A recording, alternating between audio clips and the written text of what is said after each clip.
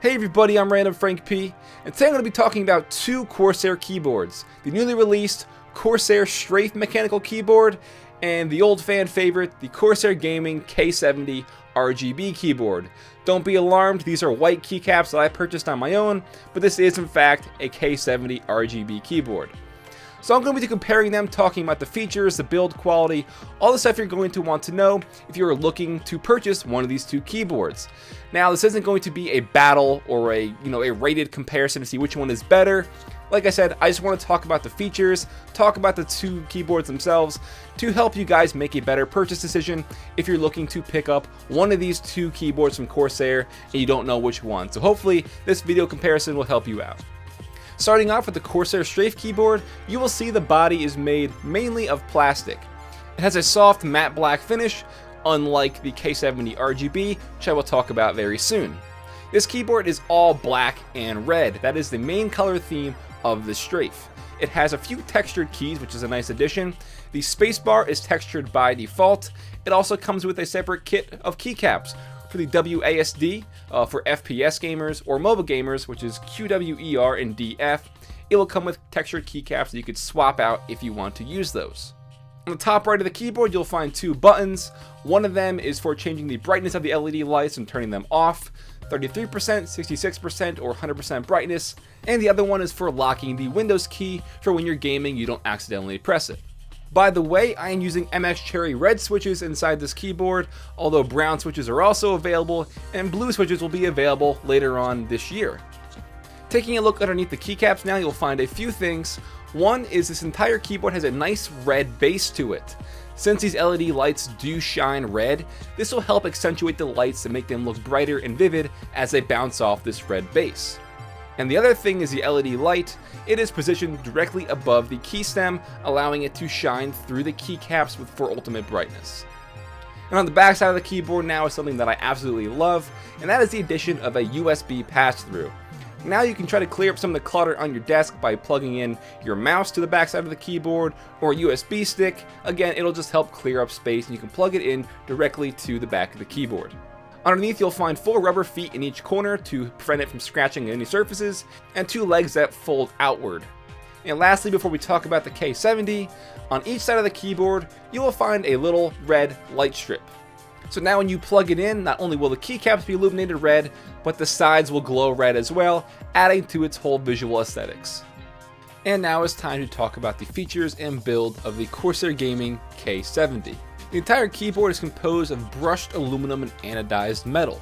It looks very, very nice, and it's on a little bit of a heavier side than the plastic build of the Strafe, but the issue is with brushed metal, while it looks cleaner, it is difficult to keep clean. It's hard to understand if you don't have it. Yes, it looks extremely nice and professional, but dust and little fibers will just get in between the brushed metal, making it extremely hard to keep clean. Looking at some of the buttons now, on the top right hand of the keyboard, we will have dedicated media keys. We have a mute button, a volume wheel, which is very nicely textured, a stop, rewind, pause, play, and forward button, and we will still have the Windows lock button and the LED brightness dimmer, or the on-off button as well. Ticking off a key, again, this keyboard also has MX Cherry red switches, but you'll find something different compared to the Strafe. The MX Cherry key stem is housed in a clear acrylic shell. This is where the LED light is as well. This is to help prevent any ESD or burnouts of your LED lights. It's a great thing knowing that you have a much lower percentage of having an LED light burn out, but it kind of dims the full brightness of the LED light since it's kind of being diffused through the plastic. On the bottom of the keyboard, you will find 4 rubberized feet again to prevent it from scratching, and 4 legs. It is also worth noting that the K70 does come with an optional rubberized wrist rest. And lastly, before we move on to talk about the software and lighting effects and stuff like that, the backside of the K70 does not have a USB pass-through, although it does have a BIOS switch and a switch for changing from 1, 2, 4, and 8 for your refresh rate of the keyboard. Okay, now I'm going to talk about the Q software and how both keyboards take advantage of it to put on a really cool light show, if you will. I'm going to talk about the different lighting effects. I'm not going to spend too much time getting into the specifics and the details of the Q software because it's very complex, but I'll briefly mention a few things I think you should know. First off, each key on each keyboard is individually backlit, so you can change the color if it's the K70 or the brightness and set a different pattern to each different key. Also, since there are no macro keys in the software, you can set any key on the keyboard to be a macro by recording a specific function for it.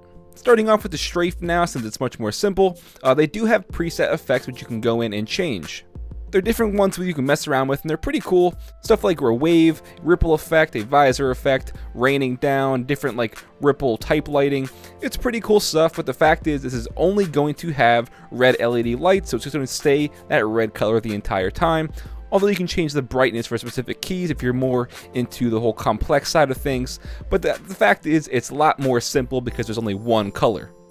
The K70, on the other hand, and I'm not going to go over all the different effects and combinations you can do because it is literally endless, and I suggest checking out some of my other K70 videos where I show off a lot of different effects, but you can pretty much make any pattern, any color lighting effect that you can think of. There are tons out there from different, like a fireworks show. You can make it go to the audio of your computer. You can make anything, honestly, that you can think of. I've seen Pac-Man, I've seen everything. But to do all that complex stuff, you have to know how to physically make it, which is the hard part, but there are also different and easier to use presets like the strafe has. That you can go in and change the colors, the direction, the speed of the effects, and it's still pretty cool. And even if you spend around 10-15 minutes with it, you can make your own custom lighting effect, and it's really not that hard. It just takes some time to get used to, but the Q software is very intimidating at first. But the K70, obviously, since it has 16.8 million colors inside the LEDs, you can, like I said it numerous times, any effect you can think of, any color combination imaginable, you can make. And what's great is if you go on the Corsair forums, they actually have presets that the community makes that you can download and import into your keyboard. And now to kind of sum it up and do a full recap of both the keyboards, they are both great options for anyone looking to upgrade to a mechanical keyboard. However, they're both going to appeal to a different audience. The strafe is going to appeal to somebody who doesn't really care about all of the fancy 16.8 million color LED lights in the K70, and someone who is looking for this to fit in with a black and red setup in particular. The K70, on the other hand, while it has more of a solid build structure, and I really like the brushed aluminum, it is a lot harder to keep clean, contrasting the very easy to keep clean matte black plastic of the strafe. But like I said before, appealing to two different audiences, they're both going to kind of have different features which will set them apart. This has dedicated media keys, which is great for someone who would take advantage of that. This does not. This has 16.8 million color LED lights inside, so you can change it up on the fly to any color combination you can think of, any sort of effect you can make, and that's going to pretty much help it fit in with any kind of color theme setup. Again, this is just black and red. And now for the price.